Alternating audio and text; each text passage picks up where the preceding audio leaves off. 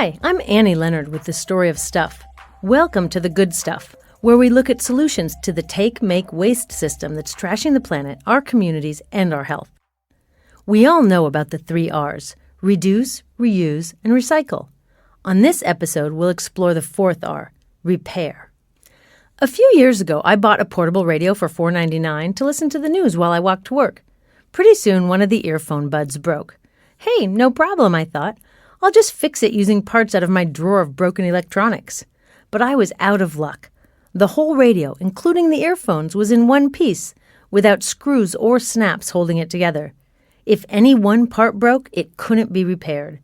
Radio Shack knew that for $5, I'd find it easier to just buy a new one. I call making a radio, or any other product, that can't be repaired, designed for the dump. Designers call it planned obsolescence. You can just call it dumb. Whatever you call it, it's part of the plan to keep us buying stuff, tossing it out, and buying still more stuff. Repair used to be the norm. Ask your grandma what she did when something broke when she was growing up. Folks not only took their stuff to repair shops, they could also fix things themselves. It's true that a lot of stuff, especially electronics, is more technically complicated now. But in some of these gadgets, we can't even replace the battery.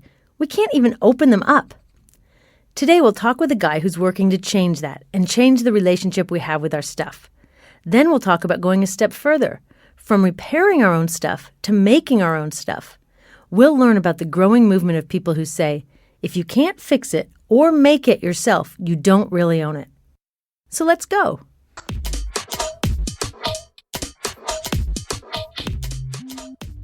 Kyle Weems is a high-tech entrepreneur, but not like most.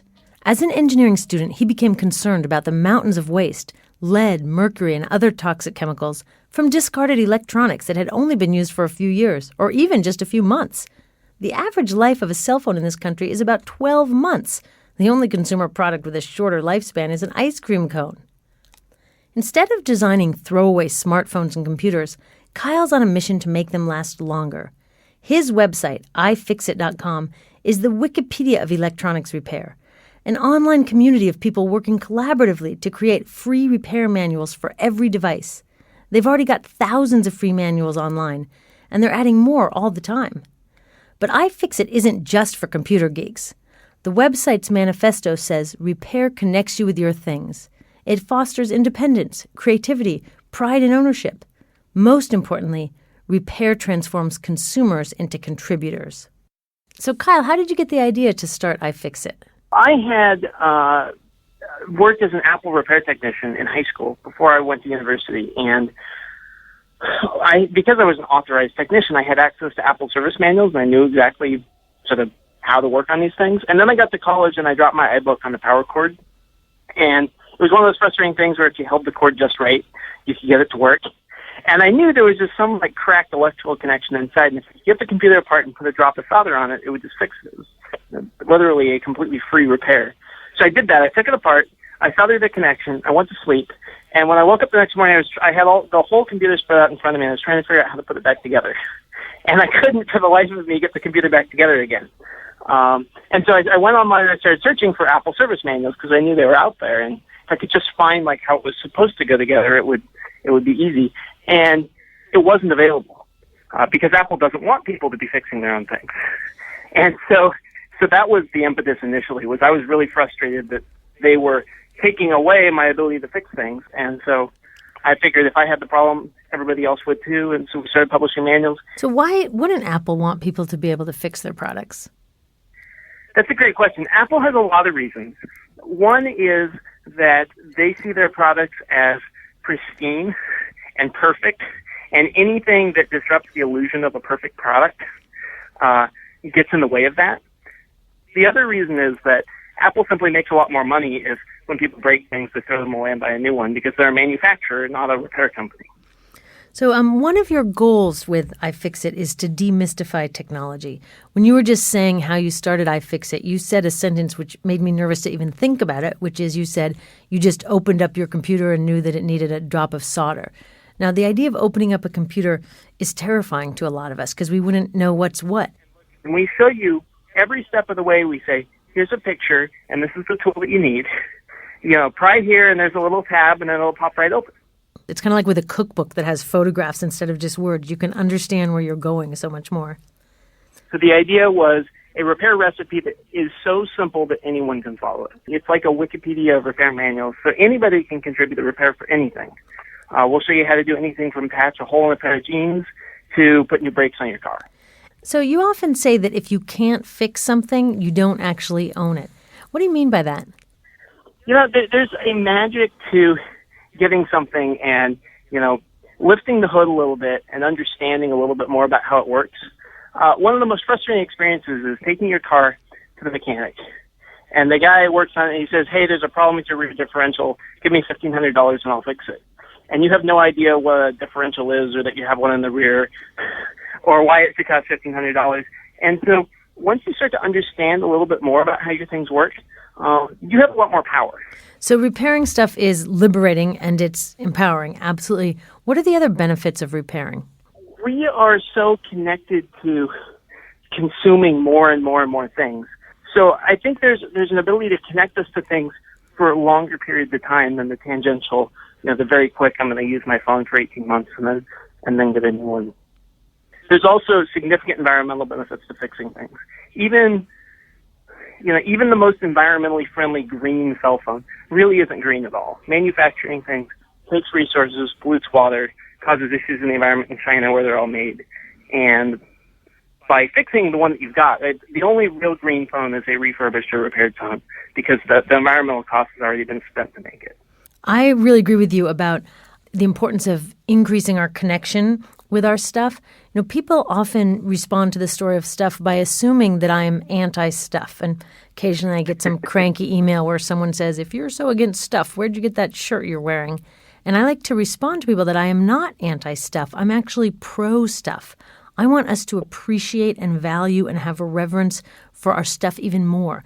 When I look at a cell phone or a pen or a shoe or a chair or a car or anything, I want to think about the miners who mined that metal and the factory workers who synthesized those chemicals and the people who actually put it together and packaged it and drove it or brought it to me. I mean, there were so many people who contributed time and energy and water and materials to getting our stuff into our hands. And I think repair is a big part of honoring that investment. And, I always tell people, bring your bike in from the rain, fix your shoes, get your shoes resoled, take care of our stuff and have the reverence for it that it deserves. When I spent time in the developing world, I spent a lot of time in repair shops in Nairobi and in Delhi, just sort of learning where our stuff ends up when we're done with it, because it doesn't generally get tossed in a landfill. It tends to get sold and then resold and then resold. And so I see folks that are fixing things. If you're in Nairobi looking at the phones, they're not brand new iPhones. They're phones that are 4, 5, 10 years old.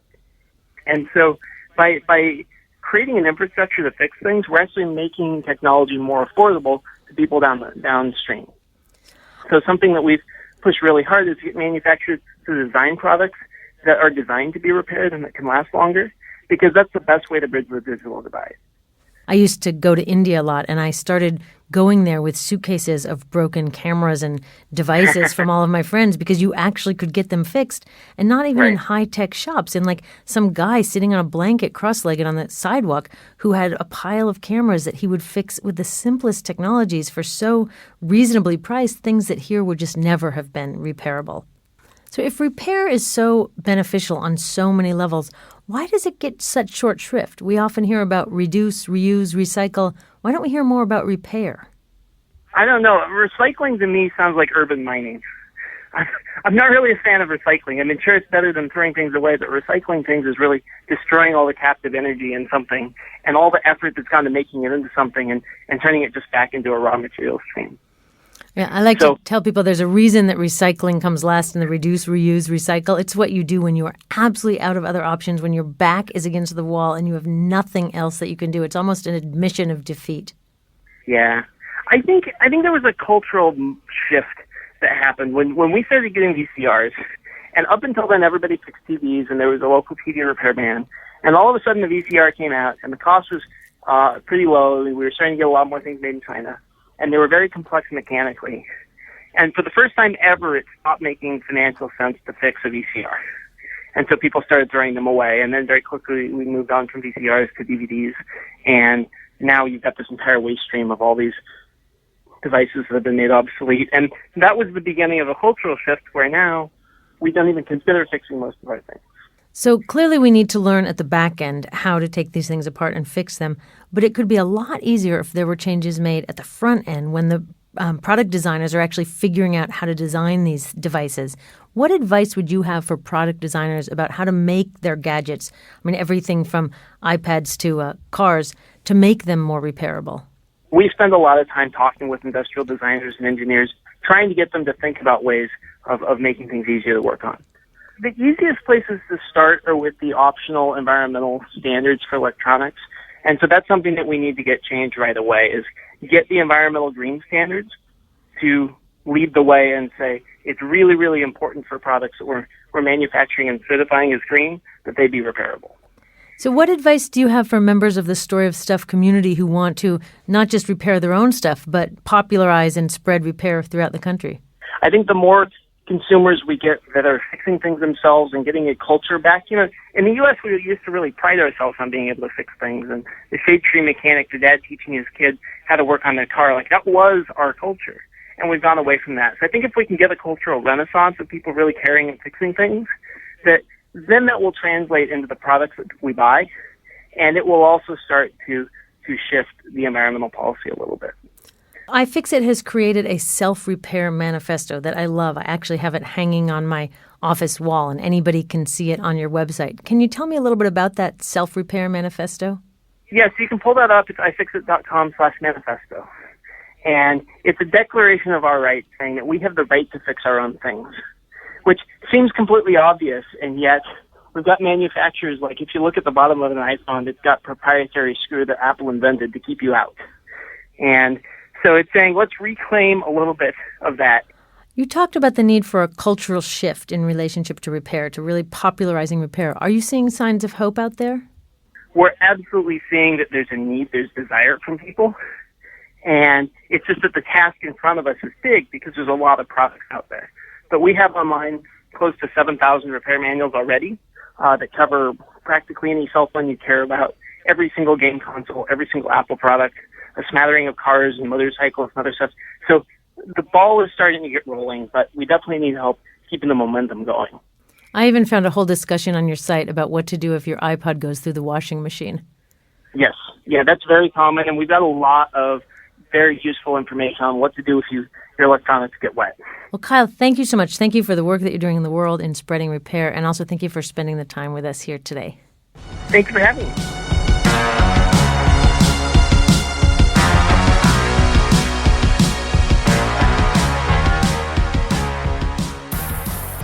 Okay, it's one thing to be able to fix our stuff, but what about making it ourselves? That's an even bigger step beyond being just a consumer. That's being a maker. We might not be able to build a car or computer, but how about a lamp from materials found at the salvage yard? A solar iPod charger from an empty mint box? Even the plastic bag drying rack I showed Carla how to make in our last episode is the same idea. Why buy it when you can make it?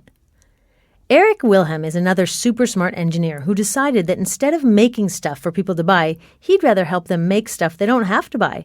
He's the founder of instructablescom, an online community where passionate people share what they do and how they do it. There are thousands upon thousands of step-by-step guides to making and repairing all kinds of things, even recipes. Instructables is an online hub of the growing maker movement. Eric told us about it. So we currently have 65,000 Instructables, and those are step-by-step articles that share the story of how someone made something and why they made it and their thoughts about doing it. And there's a wide range from cooking to electronics projects, home repair, play, sculpting, and art projects. My favorite is actually a wiener dog wheelchair. So, wiener dogs are kind of a bizarre shape, and often when they jump off the couch, they end up breaking their backs. And so this happened to their dog, and so they fashioned a little chariot for it to cruise around in while it recovered. And it's funny because it's wiener dogs, but also it is kind of heartfelt. And that Instructable filled up with people coming in saying, like, my dog broke its back. I had no hope. I found this site, and now I've got hope. And it's like it's really sappy, but it's also totally authentic. So making our own stuff is useful in that situation. It clearly saves money. It's cheaper than buying stuff, and it sounds like it's also often really fun. I think that there's a lot of fun to be had by making your own stuff, but there's also, you get a deeper engagement and you understand what goes into the items in your life, and you get to customize them and make them your own, and you get to say, this is, I'm not just someone who has consumer level stuff all around me and I'm just the sum of what I buy. I'm actually an individual, and this is how I'm different, and this is how I've customized everything around me. So that's one of the appeals of making stuff that I find most attractive, is that it helps us move beyond being consumers to being makers. Can you share a few thoughts about what's the difference between a consumer and a maker? It's really just deciding that you want to customize and make something yourself. And I think most people actually are makers, but they just don't realize it, right? A lot of people cook their own meals, and I consider that, that's totally a making activity, right? You go and you put something together, and it's yours, and you can customize it. And it can get more complicated. You can redo your house, you can redo your kitchen, you can redo the electronics in your computer, you can customize your consumer electronics, but that core decision of, hey, I'm going to do something and I'm going to make it my own. So I don't think it's anything new. I think making stuff is actually quite old, and the difference is that the barriers of connecting and sharing have been erased.